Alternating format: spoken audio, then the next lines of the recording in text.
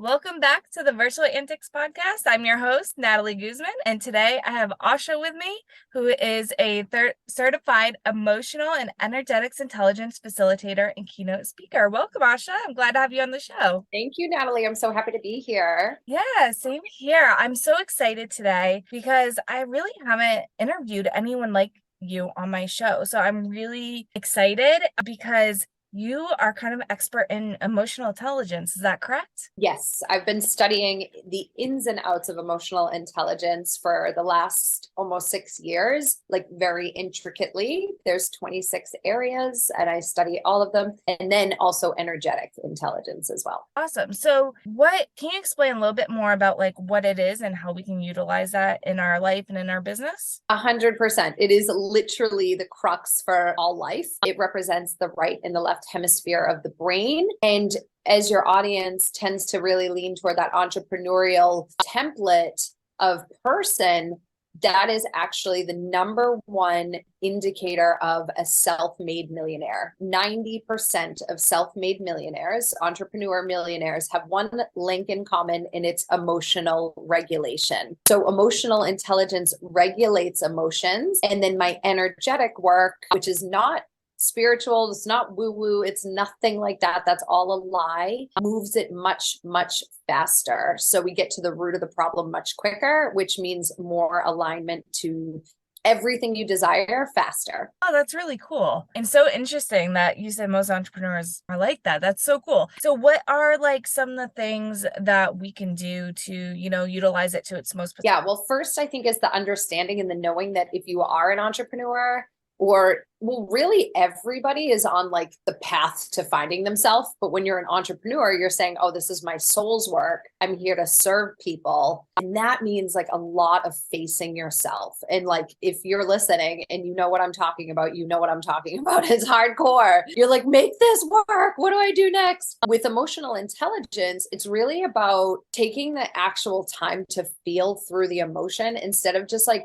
rushing and running into the next thing. It's just about feeling through the emotion as opposed to freaking out and just taking a ton of aligned action, because that's what's going to burn you out. So in particular for women, this is vital. 80% of the way we operate is in our emotions. So moving through the emotions and taking the time to do that is actually going to align you faster. Wow, really interesting. So, you were saying that, so emotional intelligence, when you were talking about it, it was really brought me back to like living in the present moment, which is something I've been talking about a lot on my show lately. Is it like not only living in that present moment, but like feeling it, like feeling those emotions. Now, do you think it's more looking back and settling on those emotions, or are you kind of using the emotions in your present? Oh, that's a great question. So first and foremost, I think it's important to know as well that people are always say things like energy is everything. Energy is your trauma. It's your limiting beliefs in the stories that you have around like your own worth and the success that you have. So for example, if you're a woman that might be having a difficult time pricing her packages or her offers, she may find her like getting frustrated with getting on phone calls or annoyed with her clients, like putting pressure on her clients, when the reality is it's her own self-worth. And so I think when you're asking that question, there's a couple things. Number one, when you feel through the emotion, you actually become more present. You get out of your head and you get into your body. So many women have such a difficult time coming into their womanhood, and like even men, we get into our analytical minds because we want to try to explain everything, when the reality is this is a game of about 80% to 90% how we feel. So it's a combination of both. The emotion won't come up now if there's not something there for you to clear around it. And it may be a story in the past. So when you cry in the now and you like feel it or feel angry or mad or frustrated, get the whole feeling out, because the insight's on the other side. When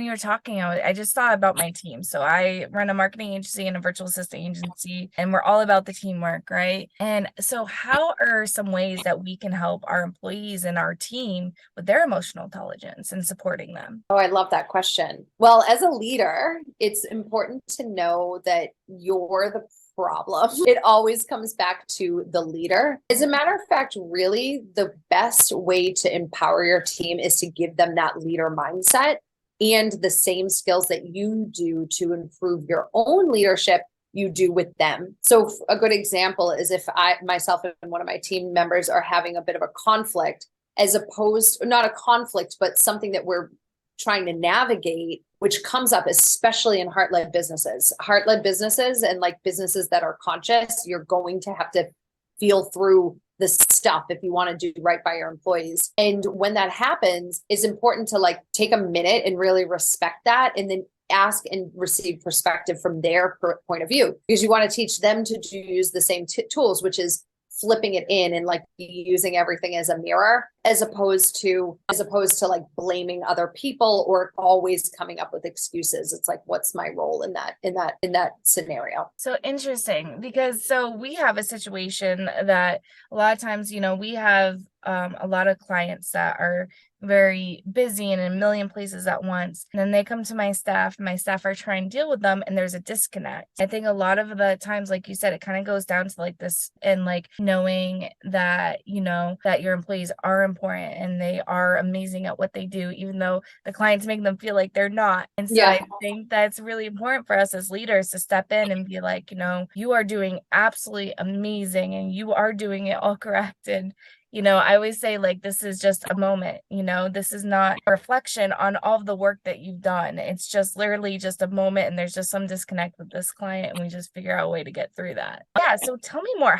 what are other ways that we can really like maximize our emotional intelligence potential, if that's the right way to word it? Yeah. So amazing. Like, really good question. So one thing to really kind of get your head around is that 80% of the way we make decisions is through our emotional intelligence. It runs about 80% of how we behave and who we are. So when we use that knowing, it's almost like your right side of the brain controls about 80% of your stuff, but the 20% is so loud that we overthink things. And so I think in order to exercise it, it's really about, I like to start my meetings off with gratitude and like things that I enjoy about the people that I'm with that instantly like raises the vibe. And then I'll actually share with them something that maybe happened on the weekend that made me feel vulnerable, or maybe made me feel like I messed up, or whatever the case. I mean, I'm always teaching and talking anyway, so my team's always listening to me tell these crazy stories. And when you're able to be in that place of vulnerability, then there is a closeness that happens. Other people begin to feel that way. And so when you look into emotional intelligence in the 26 areas, some of them include empathy, integrity, resilience, adaptability. So what we do in my team is we'll pick one area and we will work on that one area for like a week or two at a time, and then so on and so forth. It's so awesome and it's so much fun, and that's like how we grow. We do leadership training on Thursdays. So a couple of my team members are from different countries and they're like virtual assistants, but I'm training them to be leaders and lead a team. That's awesome. And especially, that was my first business, was a virtual assistant agency, and I started out as myself. Yeah. And so now I have my core team, and then I have all the virtual assistants, but I think it's really important to, they're still part of your team, and to like give them that knowledge and that background. And like, we teach them about all the basics of business, because most VAs don't have that. So it's actually a weakness that a lot of VAs have, is they don't understand terms like ROI, and they don't understand, discovery calls and consultations and automations, and we kind of teach them all that. And I feel like it gives them that boost of confidence. It's like, I feel like everything that we try to teach actually helps their emotional intelligence, because you want to give them confidence, you want to give them, understanding, so they're able to relate to the client. Because I think the worst thing for clients sometimes is they just feel like their VA doesn't get them. And a lot of times that's just how we train our, our employees, our staff, our VAs, whoever, is just like, I think the training is really important, that we're also involving emotional intelligence into our training is such a really cool, unique aspect that more businesses need these days. Oh my gosh. Yeah. 1000%. It's interesting. I teach this to teams, and it's the cool thing about it is that it can be really like, oh my gosh, I have no idea who I am, and I've never heard of emotional intelligence, and what do I want in my life? Or I can work with people that are like, I see demons every night, and I'm pretty sure I have magical powers. And I'm like, oh, okay, perfect. I totally understand all of those spectrums because I am all those spectrums. In my life, I've had a huge amount of trauma in a very short period of time. The last 2 years have been very, very difficult. Like a lot of really, I was even sexually assaulted twice in the last 2 years. And so this has been a very, and plus a divorce and a job loss. I'm kind of proving my work that it is the fastest way to move through trauma. And so the cool thing is that I teach that, and then I teach women's embodiment, like sexual energy and femininity, and in unlocking their gifts. So it's a really awesome way to like find out where your team is, because you got to remember, like every single person is usually having like their own journey, whatever that looks like for them. And sometimes that means like the most random person on your team has like a crystal collection, and so emotional intelligence just brings out the acceptance of every single type of character in the big play of life, if you will. I love it. That's amazing. And I'm an SA survivor myself. And so it was just really interesting to me because it's so hard for us to work through the whole emotional trauma that we receive, and that you specialize in it. And I think that's like such a cool thing and so amazing. I'm so proud of you, because I've done like exposure therapy and things like that, and where you literally have to live through each emotion, each moment, everything. It's the hardest thing I ever did in my life. But the feeling that you have once you work through those things is like you did that. Like you're so strong, you're amazing. And it's really cool what you can do when you just really want to, you sit down and you work on yourself.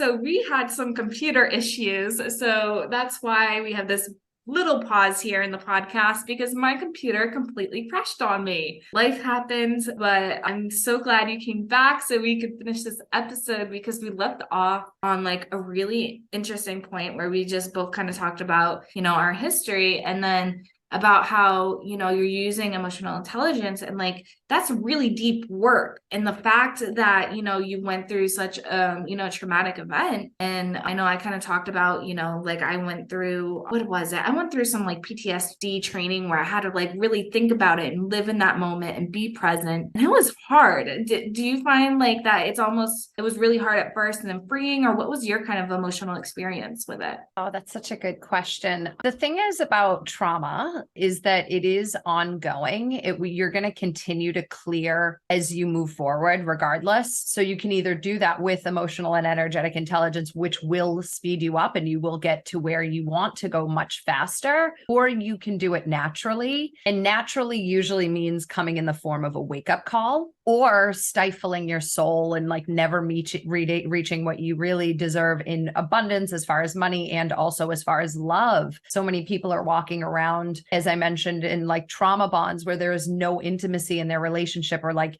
withholding intimacy from one another. And so when you're talking about my personal experience, I go right for the jugular. I don't look at trauma as something that's scary. It's about having a relationship, like a long-term relationship with emotions. So in the moment, we get really caught up, or we're like, oh, okay, I'll just clear this and then I'll be done. What I think the best thing that I can advise to people is to really come to peace and terms with the fact that it's never going to stop. It's not a bad thing. It's just part of life. Emotions are going to happen. Trauma is going to come up to be cleared. And that's why I strongly advise everybody do emotional intelligence and energetics work, because it makes it move faster. So my experience now, after all of this work, is deeper sexual energy, deeper femininity, relaxation. I don't get mad or triggered. I used to have a plaguing fear of not having enough money, and that's pretty much completely gone. I've had $4 in my bank and 500,000, and it just doesn't matter. It's always going to come when you maintain emotional regulation. So yeah, the trauma is really, it can be difficult in the moment. Of course, emotions feel so heavy in the moment, especially if you've had a really traumatic event, but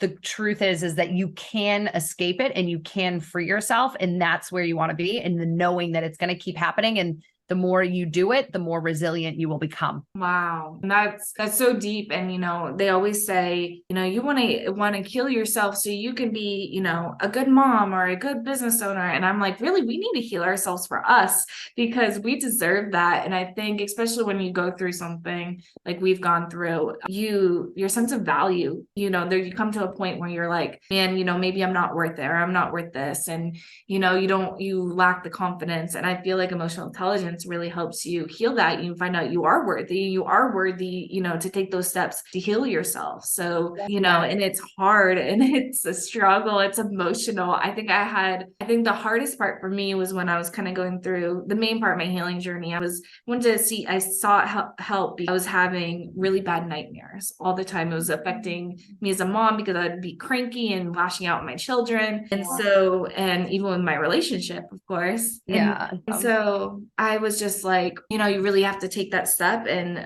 put yourself out there. And it caused more nightmares. I got worse before I got better. Is that the same way with emotional intelligence? Yeah, thank you for sharing. I'm sorry that you had to experience all that. This is very true. And the way I'm looking at that and just reading that in your energy is that it was indeed just like you can say like curse or hex if you want to go to like a really high truth, or you can say it was just an emotion that was stuck in your energy. So I think I mentioned in the first half of the program, your energy is your trauma. So many people walk around being like, oh, energy is everything. Your vibe is your tribe. But people don't really go into the depths of understanding that your energy is your trauma.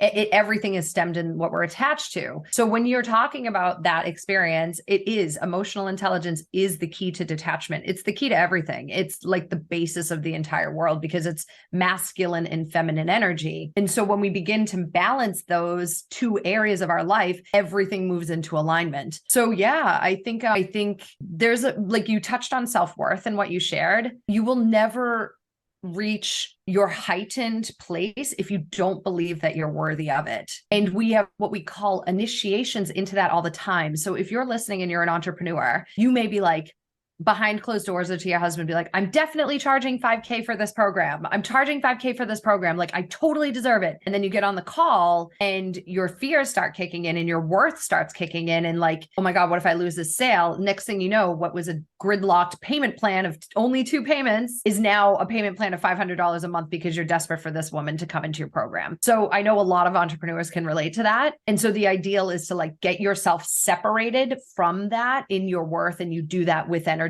intelligence, because again, it's the detachment work. Yeah. And, I experienced that right now. Everyone tells me, raise your prices. My team tells me all the time. And especially because we do do it for you services. And I think that I've talked about it on a couple episodes. It's so hard because you're so scared to lose out on that potential client, but you're also limiting yourself to the other clients that you could be having that one are probably going to cause you less issue. They won't be, they're so busy. They just want you to handle it and they won't be on top of you 24/7. They're going to pay you what you're worth. And they're also going to respect you more. I did find when we raised our prices that I was actually respected a lot more and then seen as an expert because I wasn't charging the minimum prices. There you go. Exactly. And so if we're talking about that in an energy capacity, it's holding the frequency of your worth, and the holding of the frequency is the hardest part. So let's say you increase your program from 700 to 2000. There's going to be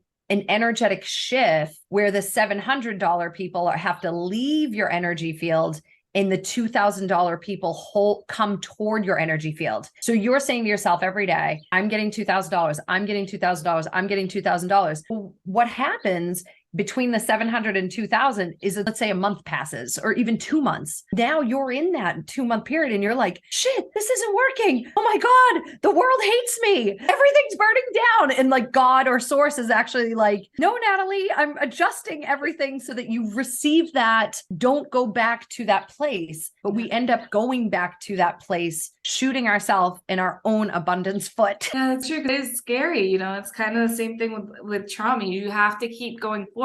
You can't go back. And it's so funny. I always relate my business to I don't even call it trauma. I really just call it an event that happened in my life, because trauma has so much, like you said, negative energy, right, attached to it. And it's actually now has positive because I've healed. I've taken those steps to really get past it. And now it's just an event, just like foster care. That was an event in my life and so on and so forth. together. And so I always relate my business to that moment. And I'm just like, you just got to keep forward, keep pushing, and you got to hold yourself worthy, 100%. And, my mentality from the push mentality to the inward mentality has changed my entire life. I spent 80% of my time doing inward work, and it's like very deep inward devotional practice of energetics. And I will never be without it, because women in particular, we're so emotional. We are emotional beings by nature. We're love. We represent the love frequency. So the deeper we go into deep love, the more magnetic we become for exactly what it is that we desire in our life. That's amazing. I'm so thankful you were able to share all of that with our listeners. I hope they benefited from it as much as I did. Where can they find you? Oh, thank you so much for asking. So it's Aasha T on Facebook. I have Aasha_T_international on Instagram. I have a private group as well on Facebook where I do a lot of sexual energy and working in the womb and cervix and pussy, like all this beautiful energy around the sexual energy of receiving. And so if you come and find me on Facebook, you can just request that and come and join there. You'll see it on my stories. And then if you're into business vibes and more into helping teams and yourself in your own business, you can find me on LinkedIn. And I run an amazing group for women where we do everything energetics. And it's all about like stepping into your confidence, you're who you are. And I have a consulting background, so I help my clients with that if they desire. Awesome. That's so cool. I'll make sure to link all that in the show notes. And thank you so much for coming on the show. I've had so much fun. Thank you so much. Awesome, Natalie. Thank you. Have a great day, guys.